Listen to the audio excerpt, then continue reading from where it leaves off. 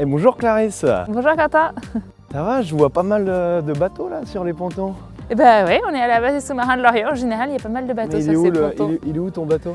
Eh ben moi, c'est plus mon bateau déjà. Il a été rendu à Michel Desjoyaux à qui on le louait pour la durée du projet Vendée. Ça fait pas mal au cœur hein, de naviguer aussi longtemps avec un bateau, de devoir le rendre comme ça? Bah si, c'est un peu... Enfin, ça fait partie du projet, on va dire que ça fait partie de la vie d'un skipper, mais c'est vrai que j'ai eu l'impression de rendre mon bateau au moment où je savais enfin bien m'en servir à la fin du tour du monde. Mais voilà, c'était prévu de longue date. Tu reviens d'une régate un peu intensive, tu reviens d'un tour de l'Europe. Ça fait quoi de revenir à la course, à la régate et surtout à l'équipage? Bah, c'était chouette. Moi, c'est vrai que j'ai pas fait beaucoup d'équipage en fin de compte dans ma carrière de marin. C'était la première fois que je faisais de l'équipage sur un IMOCA. Et bah, c'est top, hein. C'est vrai que c'est quand même plus facile à 5 que tout seul.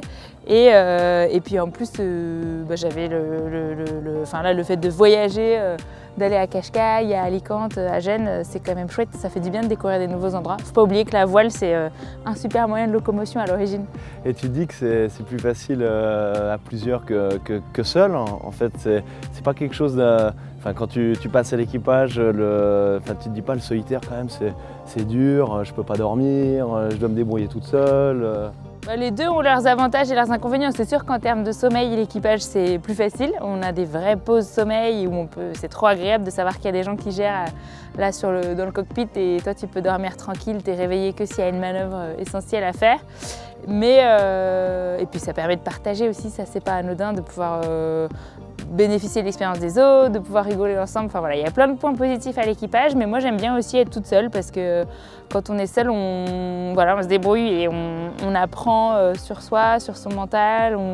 Je pense qu'on progresse encore plus vite parce qu'en fait on n'a pas le choix et puis on crée une espèce d'osmose. Ouais, il y a un peu un côté contemplatif qu'on a quand on est seul, qu'on n'a pas forcément quand on est nombreux sur un bateau.